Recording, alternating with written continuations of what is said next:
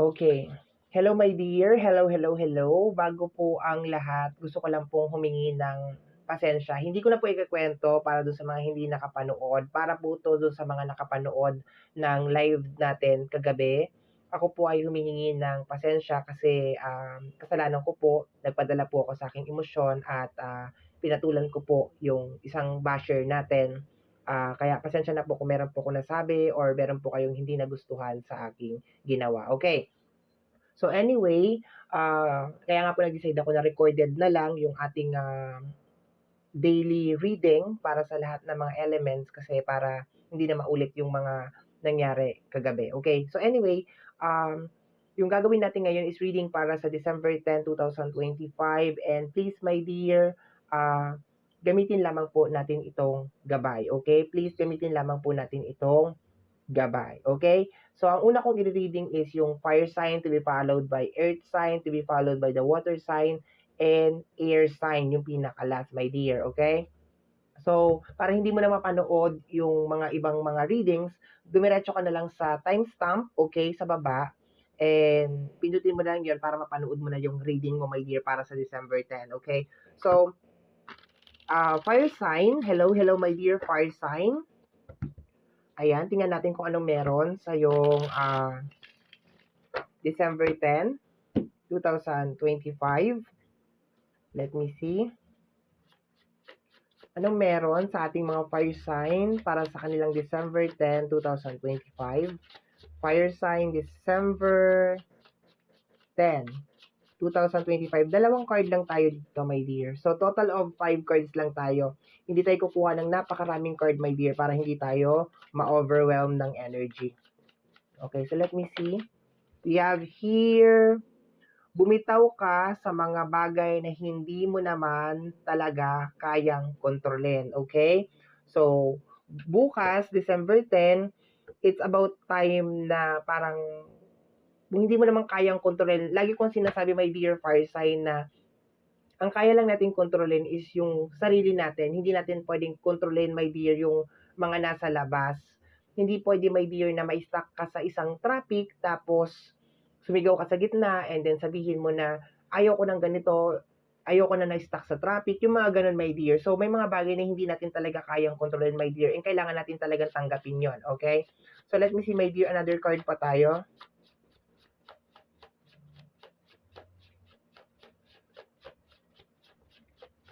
Bumitaw ka sa mga bagay na hindi mo kayang kontrolin. Okay, let me see what is this. Masakit man isipin na yung taong pangarap mo noon, siya na ang sumisira ng pangarap mo ngayon. Masakit nga talaga yon. Okay, masakit nga talaga yon, my dear. Okay, so bukas, siguro meron kang mga tao na hindi mo nagugustuhan yung ginagawa nila. Okay?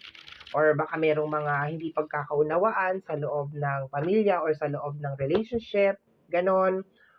Ang isa pa na, sa nakukuha ko dito, my dear, is more on parang siguro pinagbabawalan mo, may mga tao na pinagbabawalan ka, and sinasabi mo sa kanila siguro na wag nilang gawin yan, ganito, pero parang matigas yung ulo, my dear. Matigas yung ulo. So, expected mo, my dear, fire sign, na may mga energy bukas na sobrang tigas yung ulo and parang wala ka ng ibang choice, my dear, kundi pabayaan na lang yung tao na yon, okay?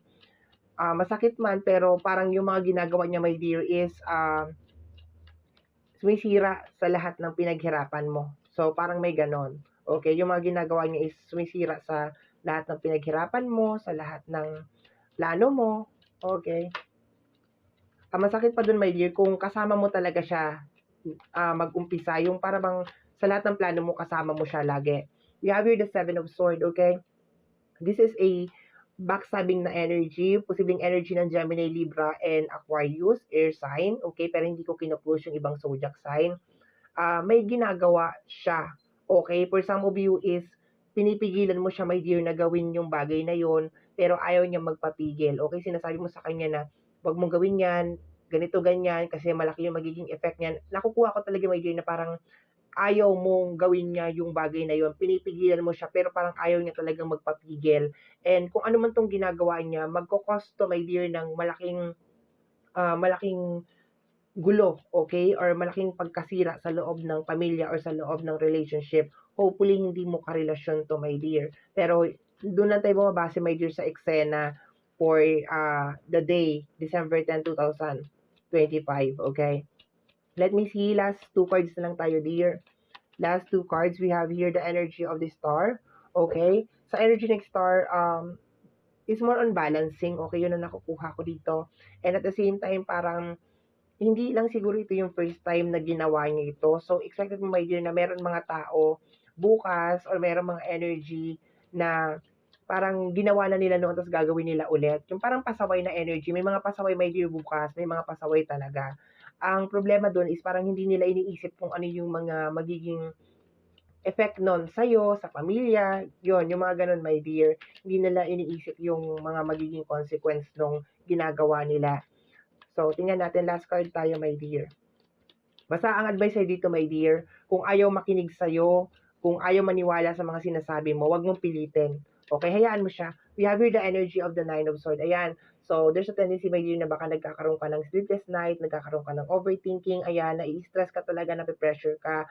So, expected mo talaga, actually, hindi ka nape-pressure eh, nai-stress ka lang, okay? Na-stress ka, naiinis ka, nagkakaroon ka ng sleepless night kasi, um, hindi mo nagugustuhan yung ginagawa ng tao na 'to, okay? Hindi mo nagugustuhan. Gusto mo siguro, my dear, magbago siya.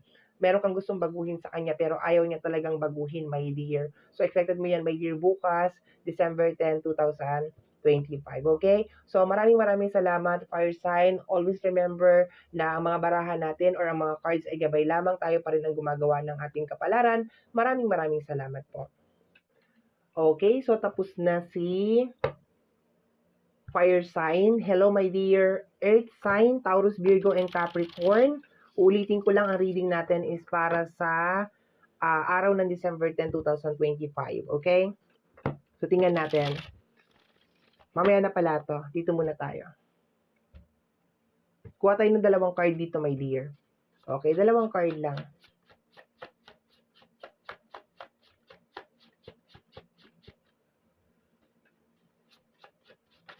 Okay, may nag-flip. We have here mirror reflection. Mulan. The movie. Okay, naalala ko nung sinulat ko to, nanonood ako ng Mulan. Di ba? Who is that girl I see staring straight? Alam mo yung scene doon sa Mulan na nakatingin siya doon sa may doon na lang tayo siguro sa interpretation ko during that time habang pinapanood ko siya. I think, my dear, tomorrow, December 10, is para nare-realize mo na all this time, yung mga ginagawa mo is more on parang kung ano yung gustong makita ng ibang tao. And hindi mo talaga siya gusto. Yung kung ano yung mga bagay na pinapakita mo sa mundo is hindi mo talaga gusto yon. Kumbaga parang ginagawa mo yon kasi siguro para walang masabi yung ibang tao, di ba? Wala silang masay na parang ganon. Yung energy niya, my dear, is more on parang iba yung sinasabi ng reflection mo. Yun ang nakukuha ko, my dear, dito sa card na to. Mirror reflection. Okay, it's more on parang iba yung nakikita mo sa salamin. 'Di ba? Or there's a tendency, my dear, na baka nakikita ng ibang tao masaya ka, pero deep inside, hindi ka naman talaga masaya. Iba yung sinasabi ng reflection ng mirror. Yun ang nakukuha ko, my dear. So, posibleng may ganon. Bukas, December 10. Let me see. Tingnan natin. Let me see. Earth sign, Taurus, Virgo, and Capricorn. We have here, pag-aralan ang mga susunod na desisyon. Tandaan, wala nang bawian yan. Okay? So, bukas, December 10, my dear, kailangan maging maingat ka sa mga gagawin mo. Kailangan, alam mo, ang nakukuha ko dito is more on, siguro gawin mo yung isang bagay dahil gusto mo. Para walang sisihan at the end. Para hindi ka na rin nape-pressure. Yun ang nakukuha ko dito. Kasi dito sa energy ng mirror reflection, iba kasi, my dear, yung lumalabas doon sa salamin, okay? Iba yung nakikita mo, yung pinapakita mo sa labas, iba, at saka yung nakikita ng dalawang mga mata mo, iba. Pero sinasabi dito, my dear, pag-aralan mo talaga yung mga susunod na desisyon mo, my dear. Pero sa akin lang sa nararamdaman ko, mas mainam, my dear, kung Pag galit ka, pag natutuwa ka, yung gano'n, 'di ba? Hindi yung parang nagpapanggap ka na parang everything is okay, everything is fine, yung mga gano'n. And gawin mo yung mga bagay, my dear, talaga na nagpapasaya sa'yo. Okay? So, tingnan natin, my dear. 3 cards tayo dito. 3 cards. Tingnan natin. So, ganito na po yung magiging reading natin simula ngayon sa ating daily reading. Okay, tingnan natin. 3 cards tayo dito. We have here the Temperance, okay?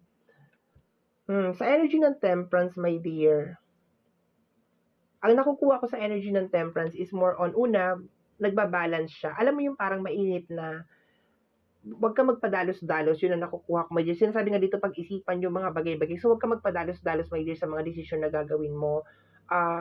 I think talaga bukas talaga is not the time na parang mag-promise ka or gumawa ka talaga ng mga desisyon na mabilisan talaga kasi baka meron ka talaga mga pagsisisi na maramdaman at the end, okay? Parang ganon. Pero kung makikita mo yung Temperance over here, meron namang siyang meron kang destination, meron kang daan.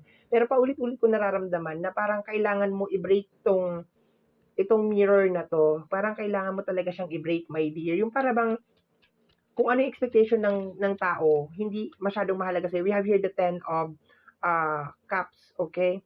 For some of you, gusto siguro ninyo talagang maging masaya, gusto talaga siguro ninyong maging successful or something, okay? Nakukuha ko rin dito parang may mga nami-miss kayo na tao tomorrow, okay? Baka pamilya mo to, nami-miss mo, okay? Isa pa sa nakukuha ko dito, my dear, if just in case, my dear, na meron nangyayari sa'yo na parang hindi maganda or hindi ka okay, pamilya mo ang una mo dapat na pinagsasabihan, okay? So, yun nakukuha ko dyan. Last card tayo. Basta bukas wag kang magpadalos-dalos sa mga desisyon mo, my dear. Pag-isipan mo na mabuti. Okay? We have here the 8 of Swords, energy ng top card. Baka napapagod ka na, my dear, sa sitwasyon mo, sa nangyayari sa buhay mo. Nakakapagod talaga, my dear, kasi ito lang, my dear, makinig ka na mabuti, Earth sign na. Nakakapagod talaga kasi una, siguro baka nasa isang sitwasyon ka na hindi mo gusto. Okay, nasa sitwasyon ka na hindi mo gusto. Yung nakukuha ko, may din na parang wag mong madaliin na makaalis sa sitwasyon na yan. Darating din yung time na makakaalis ka dyan. I think, umpisahan mo, my dear, sa pagpapakatotoo. Okay? Kasi, pag nagpakatotoo ka, mababawasan yung problema mo. Okay? Kasi parang nakukuha ko dito, yung ilan sa mga problema mo is nabuo siya ng dahil iniisip mo kung ano sasabihin ng ibang tao. Parang nagpi-people pleasing ka, parang ganon. Ayaw kitang husgahan, Earth sign, pero may mga ginagawa ka sa buhay mo na hindi mo dapat ginagawa kasi hindi ka naman talaga masaya habang ginagawa mo yan. Ginagawa mo yan kasi gusto mo lang na parang makuha yung approval ng mga tao sa paligid mo, yung parang ganon, okay? So, iwasan mo yung ganyan, my dear. Iwasan mo yon, okay?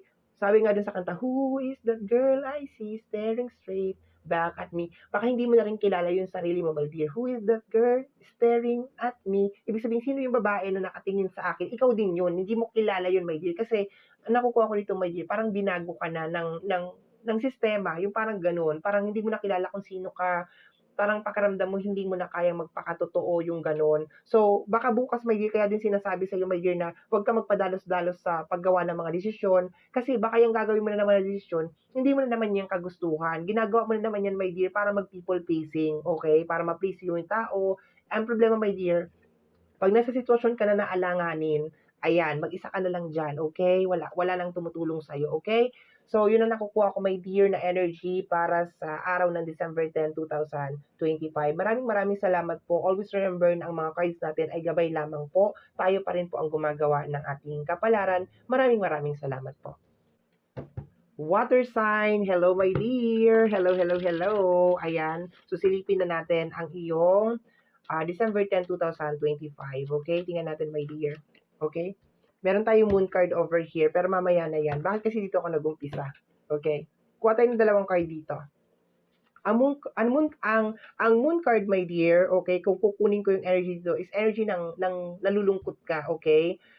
energy na napapagod ka rin. Yun ang nakukuha ko dito, nalulungkot ka at napapagod ka. So, posible my dear ngayong December 10, makaramdam ka ng sadness, ng kalungkutan, at saka pagkapagod. Okay? Matinding pagod. Okay? Tingnan natin bakit. Kuha tayo ng dalawang card dito, my dear. Water sign, Cancer, Scorpio, and then Pisces.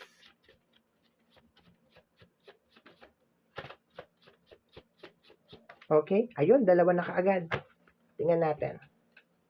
First card mo, my dear, is energy ng empty. Okay?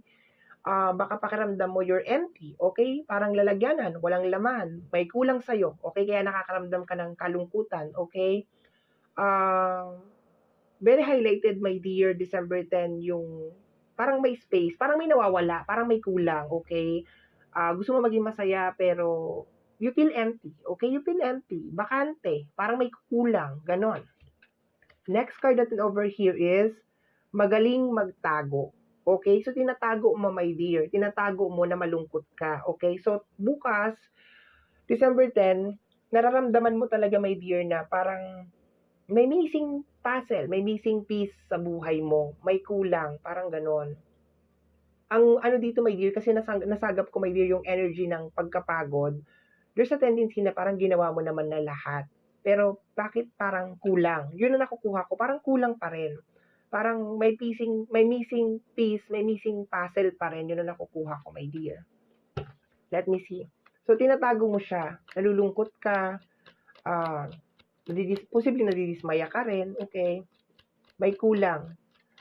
Okay? Baka tomorrow, my dear, if you have time, magpahinga ka, or baka ipamper mo yung sarili mo, magpamasahe ka, or kung kaya mo maglakad-lakad, okay? Kung kaya lang naman, para medyo, kasi parang pakiramdam ko talaga, my dear water sign, parang meron kang daladalang mabigat.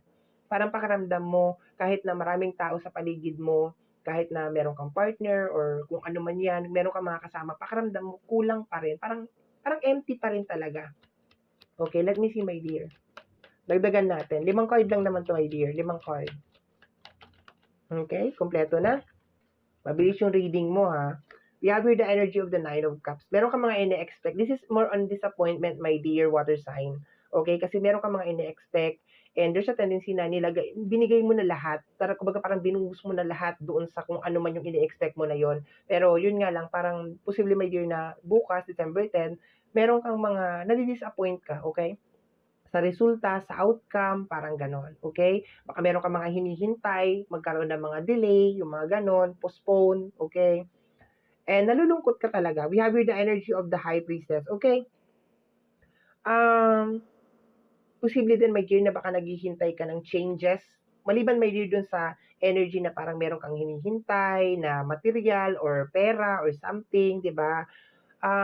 There's a tendency din, my dear, na baka meron kang hinihintay na tao na mag-reach out or magbago, pero medyo disappointed ka talaga, my dear. Yung overall na energy ng High Priestess is more on parang walang pagbabago or walang improvement. Yun ang nakukuha ko. Walang pagbabago or walang improvement sa tao na yun. Parang walang kadala-dala, hindi natututo. And binigay mo na, my dear water sign, lahat. Lahat talaga ginawa mo na para tulungan siya or para magbago siya. Pero parang wala pa rin talagang pagbabago, wala pa rin talagang change, okay? Nadidismaya ka, my dear. Posible din tong energy na magaling magtago. Posible din tong energy ng outside, okay? Outside na energy, kung sino man yung tao, kunyari partner mo, or kaibigan mo, or kapamilya mo, or katrabaho mo, best friend mo. Pakiramdam mo, my dear, na parang hindi, alam mo, nakukuha ko na ano dito, my dear, parang hindi nagtutugma yung sinasabi niya sa ginagawa niya. Parang ganon. Kaya sasabihin niya, sige, magbabago na ako. Pero nakikita mo, my dear, na hindi. Kumbaga yung ginagawa niya, yung action niya, at saka yung words niya is hindi talaga nagmamatch. So, parang nadilismaya ka. Tapos, pumapasok na dun yung parang you are empty, parang sinasabi mo na ginawa ko naman lahat, ibinigay ko naman na lahat, bakit ganon? Meron din ako nakukuha, my dear, sa ibang area naman 'to, na parang meron ka namang ibinuhos, 'no? Parang binuhos mo lahat, siguro lahat ng kaya mo, lahat ng power mo, lahat na ginawa mo na, pero parang hindi pa rin siya dumating or hindi mo nagustuhan yung resulta. So, nakakalungkot yung energy, my dear, kasi siguro for some of you is kahit na lang siguro kakainin mo or para na lang siguro sa sarili mo ay binigay mo pa, pero yung resulta ay hindi mo talaga nagugustuhan. Hindi mo nagugustuhan yung outcome or yung result, okay? And sabi ko nga, pagod at saka pagkalungkot sa energy ng moon card, tomorrow to my dear, bukas to. At saka yung mga delay, expectation, posibleng may mga promise din na ma-broken, my dear, tomorrow. Okay? So, my dear water sign, maraming salamat po sa pagsama sa akin sa reading na ito. Always remember na ang mga cards or ang mga baraha ay gabay lamang po. Tayo pa rin po ang gumagawa ng ating kapalaran. Maraming salamat po. Air sign, Gemini, Libra, and Aquarius. Hello po, welcome po sa ating reading. Ulitin ko lang, ang gagawin natin na reading is para sa iyo in December 10, 2025. Okay? So, tingnan natin, my dear. Air sign, Gemini, Libra, and Aquarius. Okay? Dalawang card lang tayo dito, my dear. Dalawang card lang. Okay? Ayun.